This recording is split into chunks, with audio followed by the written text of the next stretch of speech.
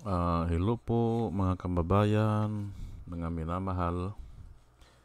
Ngayon po ay 5 ng June, June 5, 2024 at ang oras po dito sa Los Angeles, California ay 6:33 ng umaga. Wednesday, Miyerkules at nais ko lang mag-vlog patungkol dito sa 17 Pogo Senators. Opo, kailangan i-recognize po natin sila. Ang title ko po ay Recognize the 17 Pogo Senators para hindi po natin sila makalimutan. At mamaya, baka kung may oras pa, idagdag ko pa yung mga senador na bumoto para tanggalin si De Lima sa chairman o chairperson ng Blue Ribbon Committee. Opo. Para naaalala natin parati, ano ba itong mga senador natin? Opo. At iisa-isahin ko po na talakayin sila. Opo. Sila atang nagbigay ito. Sila ang nagbigay ng license doon sa Ghost Signal para mag-operate ang pugo dito sa Pilipinas. Itong mga senadoris na ito, 17 po sila. At ito ay naganap, tinignan ko kagabi sa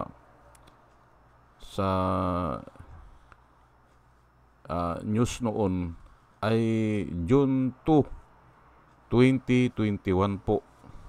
2021. Doon nila binigyan ata o nag-decide sila na bigyan ng prangkisa itong mga pugo na ito.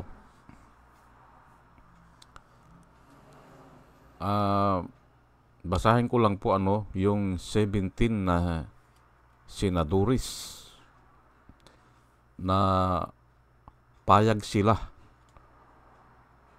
na magkaroon ng pugo sa Pilipinas at yung 3 ay ayaw pumayag. Alam ko kasama dito si De Lima pero nakabilanggo po siya kaya hindi siya nakabuto. Ngayon ay unahin na muna natin itong mga senador na pumayag o nagbigay ng prangkisa sa pugo para mag-operate sa Pilipinas. Ito po sila si Angara, si Binay, Nancy Binay. Si Angara ata hindi na mag-re-elect ito. Si Binay hindi na rin.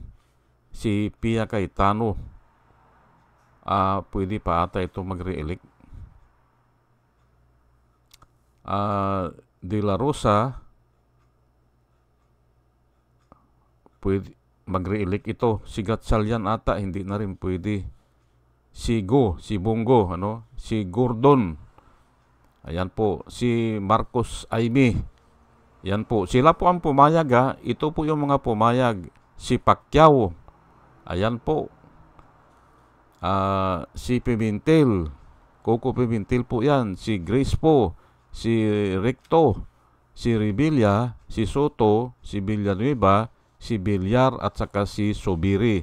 Yan po ang 17 na mga senadoris na nagbigay ng prangkisa para mag-operate ang pugo dito sa Pilipinas. Ito naman yung 3 na hindi pumayag. Yung boto nila ay no, ay si Drilon, si Ontiveros at saka si Pangilinan. Ay 20 na yan, hindi ba? 17 plus 3, 20. 21 si De Lima na nasa bilangguan, hindi nakaboto. Aywan ko sino pa yung 3. Kasi alam ko 24 sila dito ay baka absent o hindi ko alam kung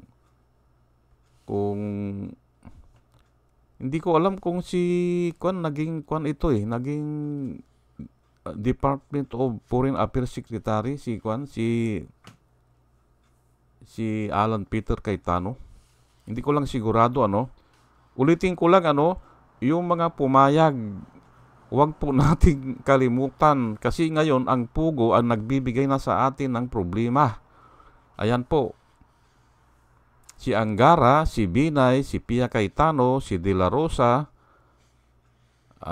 si Gatchalian, si Go, si Gordon, si Marcos Ivy, si Pacquiao, si Pimentel, si Grispo, si Recto, si Revilla, si Soto, si Villanueva, at saka si Villar at saka si Subiri. Ayan po sila. 17 po sila yan.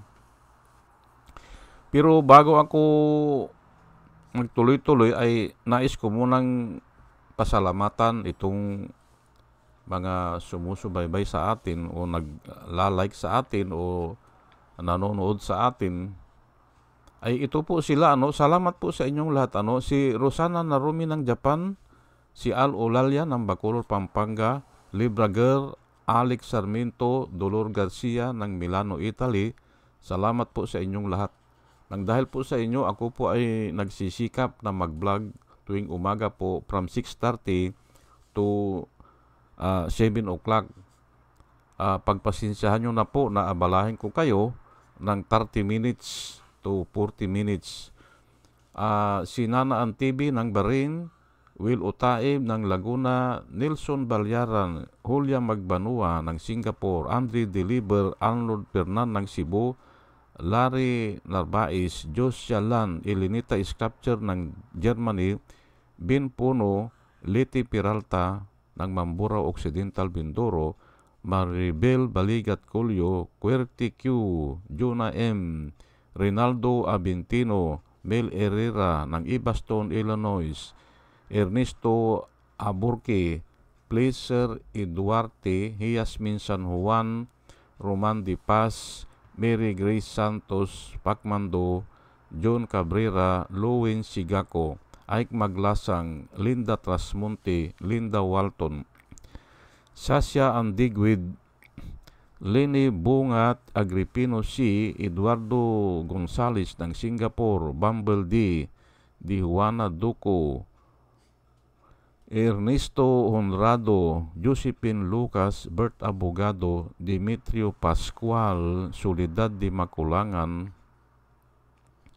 Brenda Martin, C.G. Torrio, Melchor Torrentino, Brother Pacamara, Manuel Lim, Danilo Magno, Lawrence Alindayo, Edelberto Infante, Boss Reyes, Paul Vincent Lim, Sonny Gaya, Rupino Baldos, Betty Velasco, William Ilay, John D. Cinco, Victorino Repran, Norman Nabatar, Bonifacio Avila, Danilo Magno, Carl Alman, Salvi Ibanez, Domos Ticton, Tibtib Mercado, Bernadette Francisco, User P.O., Cyril Andres, Hermihenel Dogardi, Rubin Delpin, Mama Gina,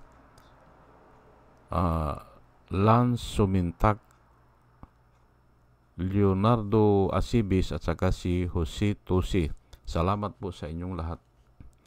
Nang dahil po sa inyo, ako ay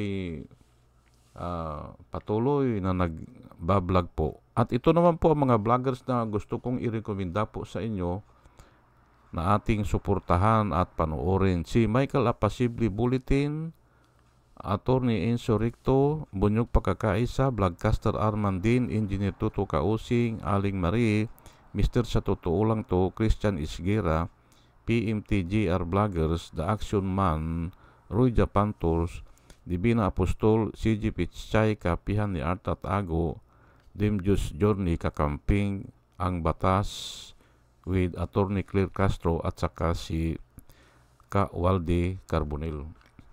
Ugaliin po natin na manood sa kanila at marami po tayong matututunan sa kanila at nakikita ko po na yung sinasabi nila ay mga totoo at para po sa bayan.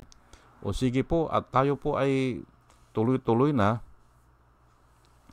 Iisa-isahin ko po ito, no? Itong mga 17 Pogo senators, ano? Si Angara ay balimbing po ito eh. Opo. Kung saan po siya ganansya, ay doon din. Doon siya. Ito si Nancy Binay ay kung minsan ay okay ito. Kung minsan ay hindi rin, ano? Pero dito ay pumayag siya na magkaroon ng pugo. O, ito si Pia Cayetano ay talagang balimbing talaga ito. Ito si De La Rosa, si Bato de la Rosa, bagamat sila ay bago lang ito eh. 2019 ito eh. Na nanalo 2019 na kung saan ay pinatay po ang server ng 7 oras. O, nanalo sila, hindi ba? Ganyan po kasama ang tao. Ganyan po ano, para maintindihan po natin yan. Kaya nilang patayin yan. Opo. At nung 2022 naman ay yun nga, iisang IP address ang ginamit. Talagang ganun po kasama ang tao. Walang limit po yan. Kaya nga binabaan po ng binabaan ang edad ng tao. Binabaan. From immortal Adam and Eve, naging 1,000 years old, naging 120 years old, at ngayon ay hindi na umaabot ata ng 100 eh. Ha? Ganun na eh, hindi ba? Dahil nga sa kasamaan ng tao. O ito si Gatchalian ay balimbing ding ito. Ito si Go ay yun nga, bagong pasok lang ito ng 2019 eh. Ayan na, pugo agad, hindi ba? O ito si Gordon. Ay ito si Gordon, kung minsan ito, matino ito eh. Pero nga, ay wala lang natin, bakit siya ganyan ang buto niya? Malamang ay noong mga panahon na yan ay madikit pa siya kay Duterte. Kasi siya ang pumalit as chairman ng Blue Ribbon Committee kay De Lima. Ayan po. Kaya medyo madikit pa siya dyan sa administrasyon o sa presidente. Si Marcos ay hindi na ako nagtataka. Ay kasi nga bunga sila ng kwan yan eh. Si Marcos, bunga lang yan ng kwan eh. Yung 7-hour glitch yan eh. Nung eleksyon nung 2019. Si Pacquiao, ay ako nagtataka ako dito. Born again ito eh. Born again ito, dapat right away ay hindi pwede yan. At yan nga ang tatalakayin ko mamaya. Kung born again ka, kung talagang born again ka, yung mga sugal na yan, iiwasan mo yan. O kahit na nag-abstain lang sa sana. Si Pimentel ay si Coco Pimentel ay kwan ito eh. Bagamat kayon ay oposisyon na siya, pero wala na rin akong kwan dito eh. Kung saan din ang ganansya, doon siya eh. O, si Po ay lalo na ito si Grace Po. Wala eh. Nung nakalaya si De Lima, siya ang unang bumati eh. Binati pa niya eh.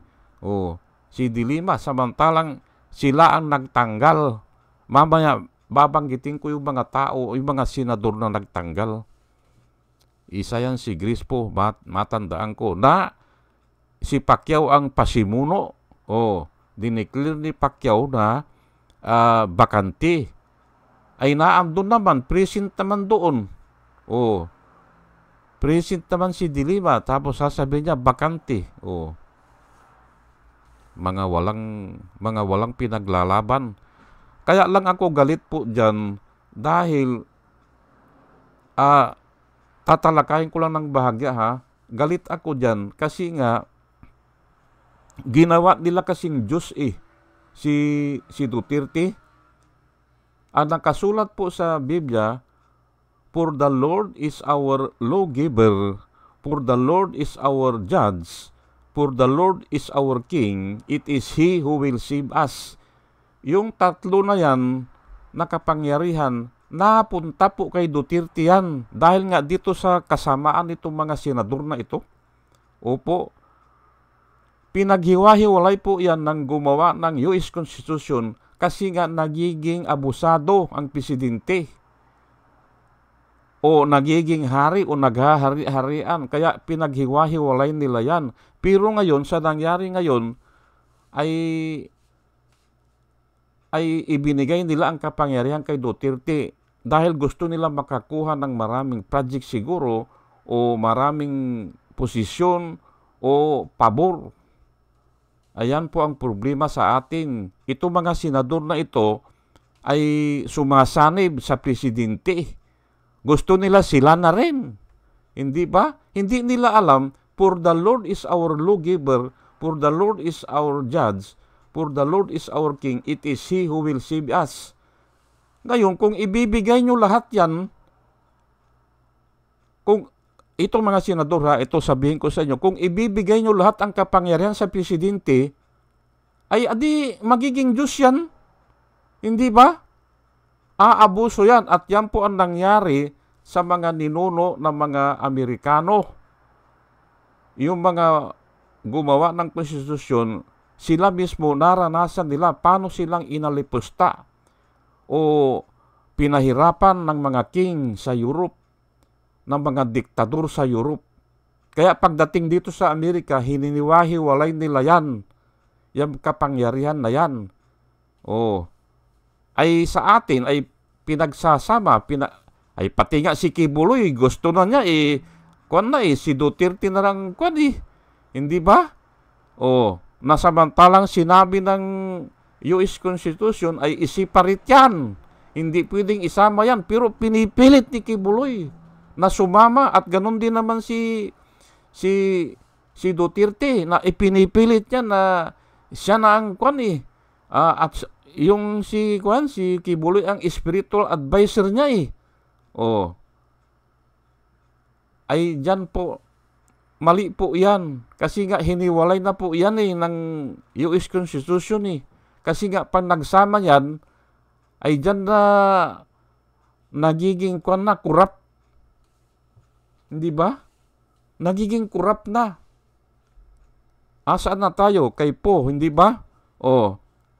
Kay Recto, ay ito, kuminsan din tama ito, pero kuminsan mali din Mali ang nila dito.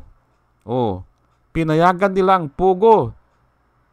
Si Revilla, si Revilla, kung saan ang ganansya, doon siya Si Soto, kuminsan tama din ang desisyon niya pero dito mali siya. Si Villanueva. Si Joel Villanueva ay born again po ito Opo, dapat right away, katulad ni Pacquiao, ay hindi niya pinaburan yan. Born again yan Pero hindi niya isinasabuhay. Ganansya din ang ginukuan nito Kung saan siya gaganansya, doon siya. Si Villar ay balingbing din ito. Si Subiri ay din ito kung saan ang ganansya, doon siya. Yan si Subiri.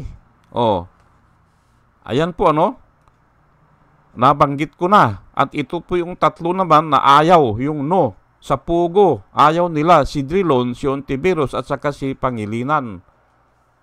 Si Dilima nakakulong, kaya hindi nakabuto. Hindi nila pinapayagang bumuto Hindi ba? Ganun po yan na kalukuhan na ginawa nila dyan kay Dilima. Matthew 6:24. Ito po ay sinasabi dito na you cannot serve two masters. Yan po ang sinasabi dyan. Babasahin ko lang po no one can serve two masters, for either he will hate the one and love the other, or he will be devoted to the one and despise the other, or desert the other. Ayan po. Hindi ba? You cannot serve God and money. Ayan po. Pugo yan hindi ba? Anong sineserve nila? Pugo. Money po yan Hindi pwedeng iserve nila kung ano yung rightos na nanggagaling po sa Diyos. Hindi nila pwede yan. Kaya nga, ay pumayag na po sila na pwede ang pugo, sabi nila Exodus 20, ayan po, nababasa nyo po Exodus 20 verse 17. You shall not covet your neighbor's house. Kasama po ito sa Ten Commandments, itong you shall not covet your neighbor's house, you shall not covet your neighbor's wife, nor his male servants, nor his female servants, nor his ox, baka, hindi ba? Nor his donkey, nor anything that is your neighbor's. Ang covet po, ang ibig sabihin niyan ay yung gusto mong kunin yung hindi sa'yo. O nagkaka-interes ka doon sa hindi sa iyo. Dapat tanggalin yan. You shall not covet. Yan po, gambling o yan pugo na yan ay ganun yan eh. Sugal po yan eh. Na iniinteres mo yung hindi mo naman sa'yo. Yung pera. Hindi ba? Kaya mali po yan. Oh. At ngayon nga, natutuklasan na natin na andyan na po lahat. Pati yung money laundering. Oh. Naandyan na. Oh. Ginagamit yung pugo. Aywan ko, pati yung pag-i-spy sa atin. Kasi naandyan na yung mga spy ng China eh. Hindi natin alam eh. Kung sino na ang nagtatrabaho dyan eh. Oh. Ako nga noon, iniisip ko eh, hindi namang gigira ang kwan sa atin eh, ang China eh. Dadalhin lang nila dito ang mga 3 million na Chinese na matatalino, na may kaalaman sa kung ano yan, sa spy o sa military o talo na tayo. Tatalunin tayo. Ay, yan na nga, si Alice Guo, naging mayor na, hindi ba? O, ganun po yan eh. O, at hindi pa yan. Ang iniisip ko po na talagang gagawin nila, mag-aasawa sila dito. O, mag-aasawa sila, after 15 years, yung anak nila, pwede nang humawak ng baril. Matatalo na mga Pilipino. Matatalo na. Kasi may pira sila.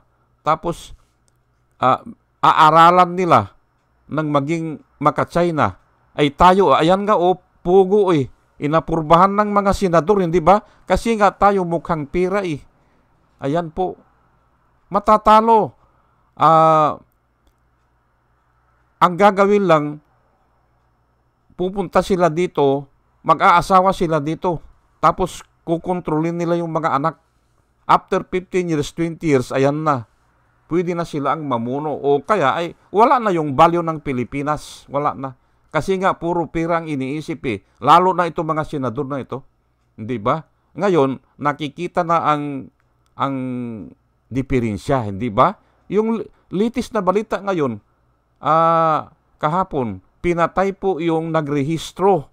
Yung government officials na nagtatrabaho sa munisipyo, pinatay po na nagparehistro ng late registration ni Alice Guo. Pinatay po. Government employee siya, ay siguro ay alam niya kung sino yung nagparehistro, o alam niya ano ang sinabi, o alam niya sino ang nakiusap, kaya pinatay. Ayan po eh. Yan po ang delikado dyan, na hindi iniisip ng mga senador na yan. Pero ako, ang iniisip ko dyan, kahit na hindi nagsusugal yung mga Pilipino kasi wala namang pera eh. Kahit na hindi sila nagpa-participate dyan, pag nakikita po nila yan, naiiba po ang value ng mga tao. Naiiba po ang mga patakaran nila sa buhay pag nakita nila yan. Opo, kaya dapat hindi dito payagan yan. O. Ito po itong tapos na tayo doon sa do not covet itong James 1. But each one, verse 14 hanggang 16 po James 1, chapter 1, verse 14 hanggang 16. But each one is tempted when by his own evil desires he is lured away and enticed. Ayan po. Ang tao po kasi may natural na yung yung nga sinasabi ko na masama. Kasi naipamana po sa atin yan ng Satanas Alipin nga tayo ng kasalanan at sinabi po ni Jesus Christ yan. At si Jesus Christ, hindi naman nagsinungaling And no deceit was found in his mouth. Man commit sin, sabi niya, man commit sin because man is a slave of sin. Ayan po, naandun na sa atin. Yung natural na sa atin yan, yung ganyan, yung mai-entice tayo. Ayan po. Then, after desire has conceived, ayan na, pag napagplanuhan na natin o napag-isipan na natin ng maigi, it give birth to sin. Ayan po, pag napagplanuhan mo na o siguradong-sigurado ka na, nagagawin mo na, ayan na. It gives birth to sin. And sin, when it is full grown, kung naisagawa mo na, hindi ba, give birth to death. Ayan na. Hindi ba? O, if it is full blown, yung sin, talagang naikonsummate mo na. O, nairaos mo na, hindi ba? O, gives birth to death. Do not be deceived, my beloved brothers. Sabi po ni James yan.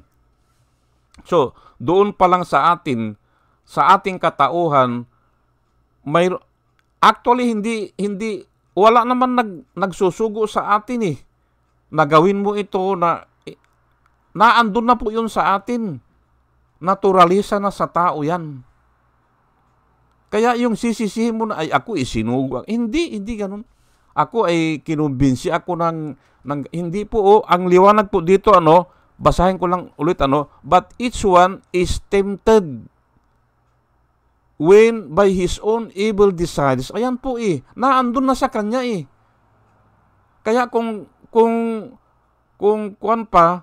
dadagdagan pa itong mga senador na ito na lahat ng bayan dito may pugo, hindi ba? Makikita po ng mga tao yan ay yan na nga. Diniscuss ko kahapon ay mahal, yung pag nakita mo yan, ay iba na yan Pag nakita mo na, nagkaka-interes ka na Hindi ba? Diniscuss ko po kahapon yan. Yung seeing, hindi ba? And when Jesus Christ drew near Jerusalem, hindi ba? He saw the city and wept over it. Ayan po ay pag nakikita nila yung pugog, hindi gusto nilang yumaman yan, hindi ba? Ay kung ano-ano nang gagawin yan, magnanakaw yan, o papatay ng tao yan. Ito nga pinatay na yung isang empleyado ng munisipyo. Hindi ba? Ito naman po yung mga bilisan ko lang po kasi mag 30 minutes na. Yung mga 16 senators na nagtanggal po kay De Lima para ikukumpara natin kung sino-sino sila. Yan po, si Pimentel, na samantalang abogado niya yan si De Lima noon, hindi ba? Nung nag-claim siya ng dinaya sa eleksyon. Si Vicente Soto, ayan, pumayag yan na ang presidente noon si Pimentel. Si Soto naman ay majority pro leader. Ayan, pumayag din siya, natanggalin si De Lima. Ay kung hindi tinanggal sana yan, adi yung parmali na yan ay hindi natin babayaran yan. Hindi ba? Dahil sa tinanggal nyo si De Lima dyan, ay naku po, naging superpower na si Duterte. Adi sana kung hindi nyo pinayagan yan, baka hindi namatay yung 30,000. Opo. Yan po ang iniisip ko dyan. Nang dahil po sa inyo, mga senadores kayo, binigyan nyo ng kapangyarihan si Duterte, aywan ko kung ilan ang pira na nakuha nyo o mga pabor na nakuha nyo, namatay po ang more than 36,000. Dahil nga wala na Wala na Ayan po ang sinasabi ko sa inyo. At yung huling inutang ni Duterte, yung parmali, wala na makapigil doon Hindi ba? Takot na Si Pia Cayetano, si Alan Cayetano, bumuto pala yan, si Subiri, bumuto rin yan, natanggalin si De Lima. Si Lacson, si Cynthia Villar, si Sylvian Gatchalian, si Gringo Honasan, si Sonny Angara, Joel Villanueva. Ito na naman, si Joel Villanueva, hindi ba? Na dapat ay, makajus ito, hindi ba? Si Richard Gordon, si Nancy Binay, si Joseph Ejercito, si Victor Ejercito, si Manny Pacquiao, si Loren Regarda at saka si Grispo. Sila po yan nagtanggal, 16 po sila yan. Bahala na kayo kung paano nyo ikukumpara yan. Pero ang sinasabi ko lang dito, nang dahil dyan, naging abusado na talaga si Duterte. At yan nga, umabot ng 38,000 ang namatay. Kasi nga ay nasa kanya na lahat ang kapangyarihan eh. Ang mga judges wala na yan eh. Takot na po yan kasi pwede silang i-impeach eh. Kasi nga wala nang pwersa ang ang Senado eh. Hindi ba? Hawak na ni Duterte eh. Ayan po ang mga kabulastugan na ginagawa nyo. Ngayon, nakikita natin na ito si Gatchalian, ayaw na ng pugo. Ito si Villanueva, ayaw rin na. Ay, kasalanan nyo po yan eh. Kasalanan nyo eh. Aywan ko. Ito po yung ayaw sa pugo na hindi pala pugo ito, yung bumoto na ayaw tanggalin si De Lima, ito Franklin Dillon, si Risa Ontiveros, si Francis Pangilinan at saka si Paulo Benigno Aquino.